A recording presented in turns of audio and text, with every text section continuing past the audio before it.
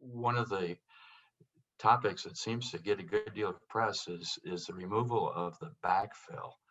I understand you were the floor manager of the 2013 bill.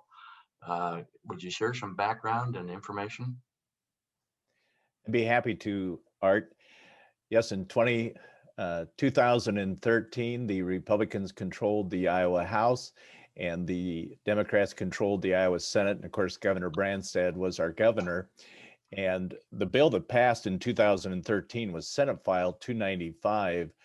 But that bill was a result of 3 years of many drafts, trying to work to some type of agreement between the House, Senate, and the governor's office, and several different drafts and versions of that bill. The original bill and the original idea actually came from Governor Branstad on wanting to roll back commercial and industrial property. So its taxable value would not be either right at or 100% of its assessed value because residential at the time and still is just about half. It's a little higher than that today, but it's rolled back considerably. And of course, ag land goes through a productivity formula. So that was what kind of started the governor in the rollback.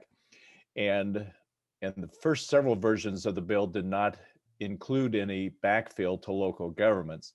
However, as an agreed to package with the Senate and the House, we agreed to partially fill or replace those dollars lost in that initial 10% rollback, which figured out to be about $152.1 million, and it was capped at that ever since.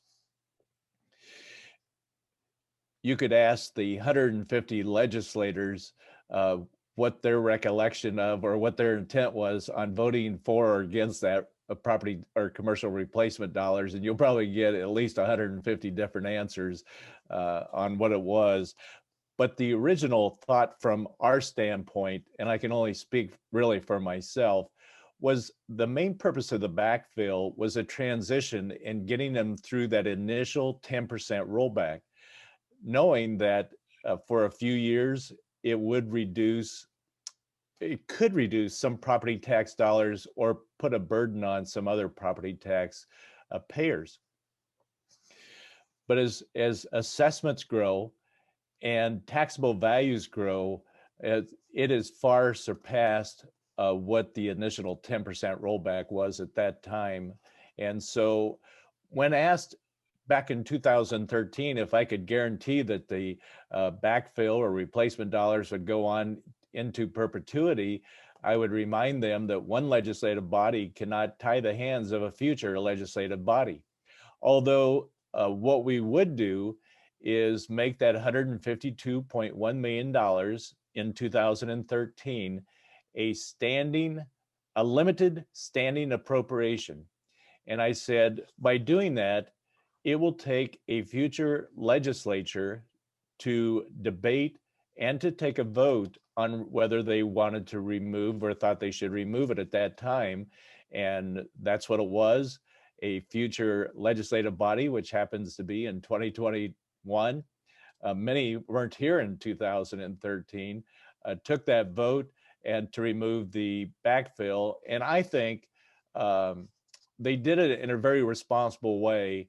And that is, they have phased it out either 4 or 7 years, depending upon the growth of your city or county, to let local governments adjust. So that's kind of a little background.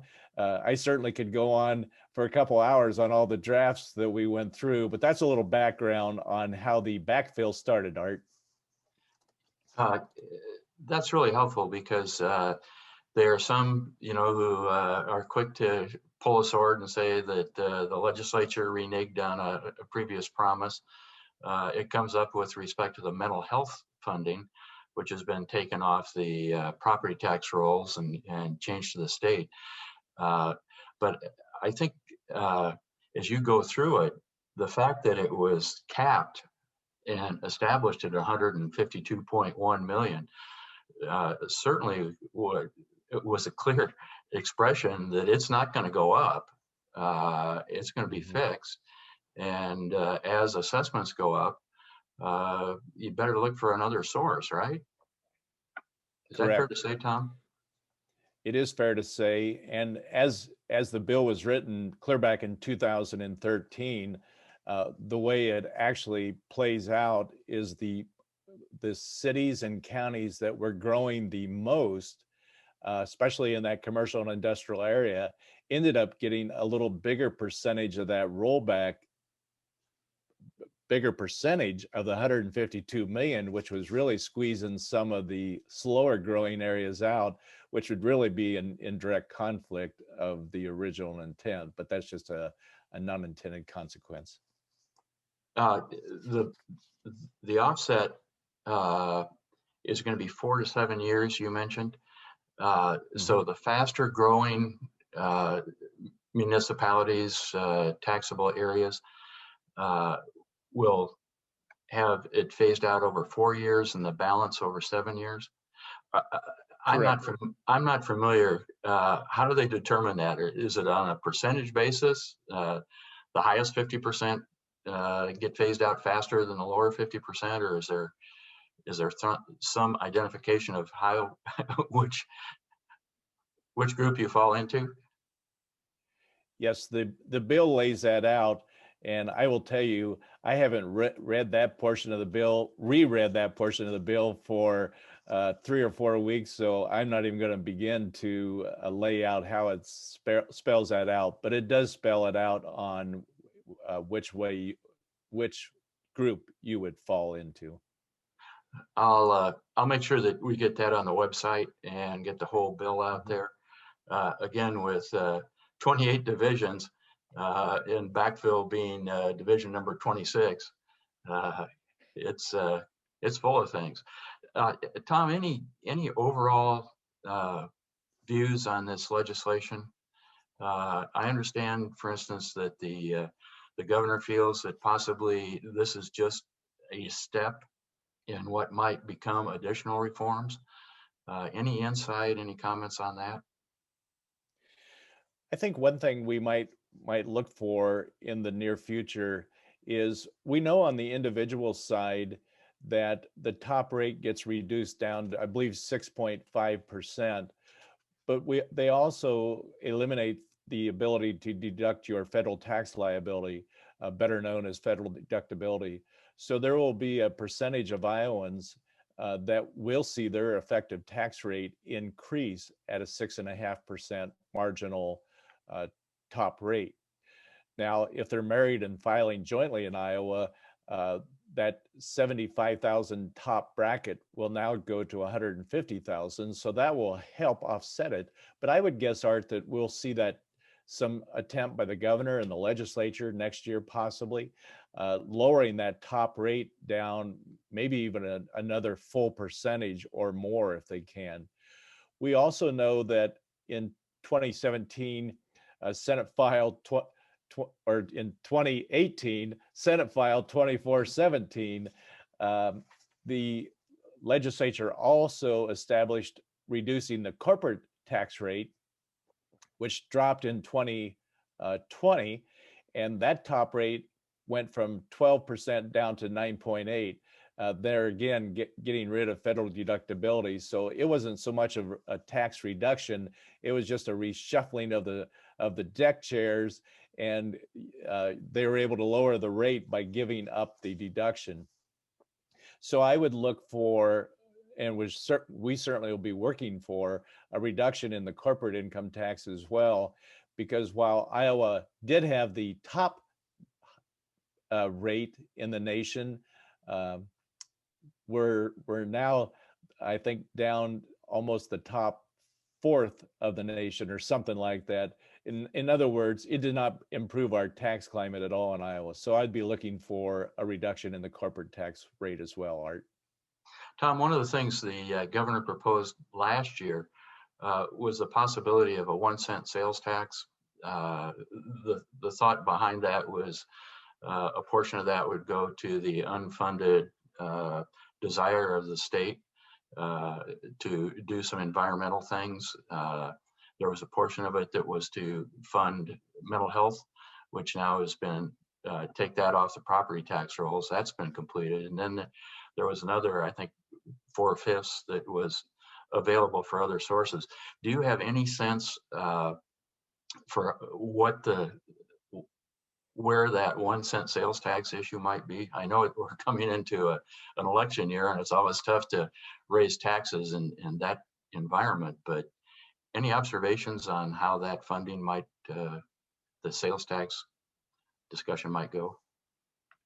Certainly some ideas anyway. And one of the advantages or disadvantages, I guess, depending upon your perspective, of being around almost 20 years in the Iowa legislature, either in the association or in the actual legislature, is you've witnessed a lot of bills over those years. And one of them is the constitutional amendment of the past two general assemblies that you were alluding to, that basically states that the next time that sales tax gets raised above the rate it was at that time, which was 6%, the first 3/8% of that increase over 6% would go into the conservation trust fund. And then if it's raised a full percent, then the rest of the 5/8% would be at the discretion of the legislature at that time. And so that was really kind of the 5/8% you were talking about. We could see that next year or the following year. I don't think the Senate really has much of an interest in raising sales tax. They're talking really more about broadening the base and lowering the sales tax. And for that constitutional amendment to kick in, there has to be an increase above 6%. If they would pursue the increase in the 1% sales tax, our association would want to make sure, number one, that the business-to-business tax exemption were maintained, or it would be simply an increase on business inputs that puts us even at a further disadvantage. Businesses still have to pay some sales tax on some of their purchases, so we would still view that as a tax increase and would not be in support of that. However, if a portion of the money was used, or a big portion of the money was used to lower business income taxes, both on the individual side and on the corporate side, and that was greater than the sales tax increase, then we might be able to offer some support to that. And of course, the big driver for some of the legislators in wanting to increase that sales tax is it's a dedicated funding stream for the legislature to adequately fund water quality in the state of Iowa. And right now they are funding that out of the RIF account, or the Rebuild Iowa Infrastructure account, which is actually in violation of Iowa law, because that account is for vertical infrastructure, and it would be a stretch of anybody's imagination to describe water quality. While it's very, very important, but it certainly isn't vertical infrastructure. The discussion is always interesting as soon as you open up that dialogue, and certainly talking the Taxpayers Association of Central Iowa book, if I may, we are obviously concerned about the property tax issue, and property taxes going up at a multiple of what an individual's income. And for those on fixed incomes and certainly middle class pressures, we'd like to see a redistribution as well. So I guess I'd like to get into one of our previous discussions, is maybe bring in our various associations together to form a collaboration to see if there is a way that we can do the things we need to do in the state and the public sector, and appropriately fund them at a level where the services we demand are appropriately funded, and whether they're environmental, whatever they are, have that dialogue, and maybe that's something we could pursue this next year. I think that's a great idea, Art. Um,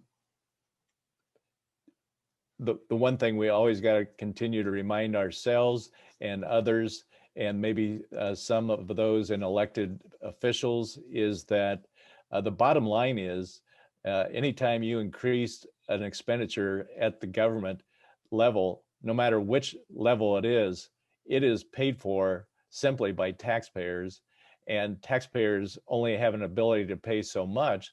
So it's trying to find that balance, that on the services that are definitely needed and supported, they need to be funded, but they cannot grow at a faster rate than the ability of the taxpayer to pay.